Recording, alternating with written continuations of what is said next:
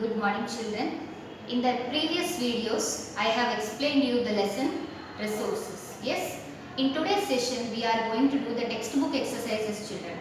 So I request you all to open page numbers 5, 6 and 7. We are going to solve the textbook exercises. All of you be ready with your textbooks. Alright, first take out page number 5. See, there is a pink color box, that is glossary. Now let us read that and quickly recap what we have already learned. Yes, resource. Resource is anything that satisfies human needs. Biotic resources, living resources like plants and animals. Abiotic resources, non-living resources like air and water. Renewable, some things that gets replenished. Ubiquitous, present everywhere.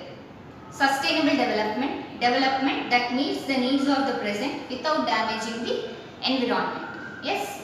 Now coming to in brief. Now quickly let's summarize the lesson children. You can see the blue color box. Anything that satisfies our needs is a resource. Resources are classified into natural, human-made and human resources. Natural resources can be variously classified as biotic or abiotic, actual, potential, renewable and non-renewable, and ubiquitous localized resources. We should practice the 4 golden hours of reduce, reuse, recycle and refuse to maintain a continuous supply of resources. So now let's take out page number 6 children. If you have already done the exercises, please check them and please mark the answers with the help of a pencil. Don't use pen in the textbook. Alright children. First bit. Tick the correct answer. First question is, discovery of this led to cooking. Water, fire or soil? Answer is fire. Alright, now let me just write it for you.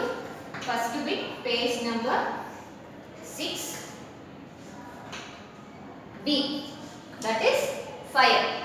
Alright, second question, which of these is a human-made resource? Fruits, minerals or refrigerator? The answer is C. Refrigerator is a human-made resource.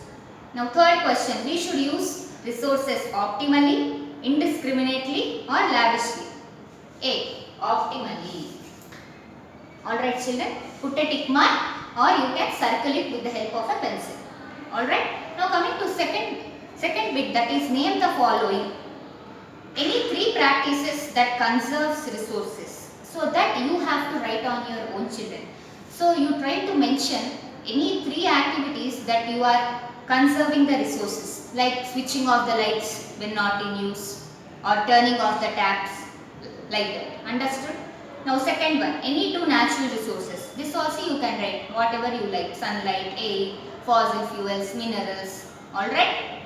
Third one, any 2 uses of water. This also is up to you. Washing, irrigation, domestic purposes, anything you can write. Fourth one also, any 2 minerals found in South Africa. That also you can take the help of the textbook and write children. Fifth one, any 2 things a student can do to protect the nature. So this you have to do it. Alright. Now third one also, distinguish between the 4 on the basis of the classification. You need to write that children. Okay, distinguish, draw a line in between. That is, you have to divide the page into 2 and write renewable and non-renewable and write each 2 points. Here 1, 2, here 1, 2. Alright children. So for distinguish, always remember that you have to divide the page into 2 and compare the both given resources. Alright. Now coming to fourth bit, that is answer the following questions. What are resources? Explain in detail. This already I have given you notes, no children. With the help of that notes, you can frame an answer. Now you are enough grown up. I think you can do it. Second one, how can we broadly classify resources? That is natural, human-made and human. That also you can do. What is sustainable development? You can take the definition from the textbook. Also from the notes that I have given you. What are the 4 golden hours? That is also there in the textbook children. Then coming to what are human-made resources, give examples. Same thing, from textbook or from the notes, you can frame the answer and write. Sixth one, human wants are satisfied primarily by nature. Justify the statement. So for this I will give the explanation, children. You try to write the answer. Alright. So any human made resource needs the first place from the nature. Yes or no? So from nature only we are trying to extract any kind of metal or mineral or anything. So first basic step is natural resource. So any human made resource has its origin in the natural resources. So you try to frame your own sentence and try to elaborate the answer, children. Okay. Now let's come to multiple choice questions. Multiple choice questions in page number 6.